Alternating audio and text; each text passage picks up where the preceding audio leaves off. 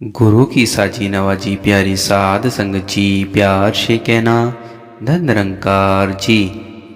आओ साध संगत जी, दास उम्मीद करता है कि सतगुरु की असीम रहमतों से आप सभी संत महात्मा बहुत अच्छे होंगे।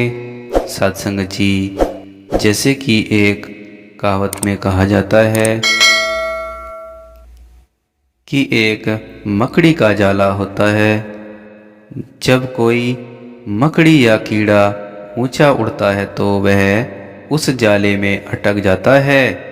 दूसरी ओर सांप रेंगते रेंगते यदि उस जाले में फंस भी जाए तो उसके पास एक अतिरिक्त खाल केंचुली होती है। सत्संग जी, वह उस केंचुली को उतार कर जाले के पार हो जाता है।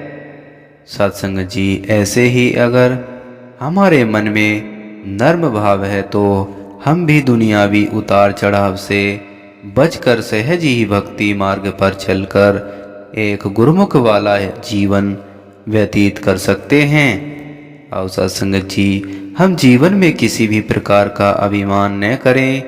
ऐसा न हो कि हम हर पल ही अभिमानी में रहें और बाकी सब चीज़ें भूल ही जाएं।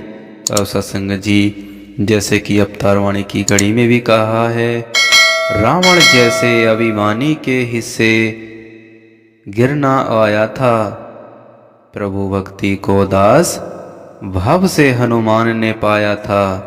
और सत्संग जी, कहने का भाव यह है कि यह उदाहरण में हम पढ़ते आ रहे हैं कि चाहे रावण या हिरण्यकश्यप ऐसे कई अभिमानी प्रत्येक रूप में हमारे सामने आते हैं और दूसरी ओर हनुमान जी के जैसा उदाहरण भी है सत्संग जी, जिन्होंने दास भाव से रहकर जीवन व्यतीत किया है।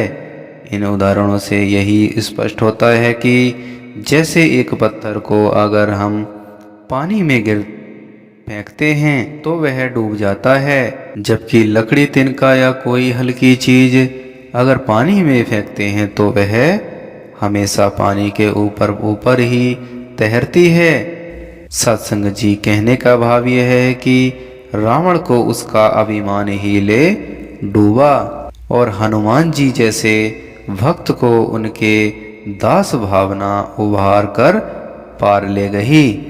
तो सत्संग जी, प्यार से कहना। और सत्संग जी, कहने का भाव यह है कि जब हम इस निरंकार साकार के दर्शन हमने हूबहू कर लिए हैं तो सत्संग जी, हमें इसकी रजा में रहना है, सेवा सत्संग सिमरन करते रहना है। और सत्संग जी, तभी हमारे जीवन का पार उतारा हो सकता है।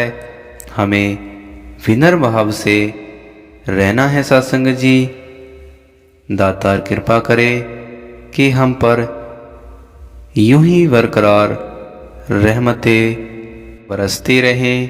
तो सत्संग जी, दास और कुछ शब्द नहीं बोलेगा, दास यहीं अपने शब्दों को विराम देता है। तो सत्संग जी, प्यार और सत्कार से कहना धन निरंकार जी।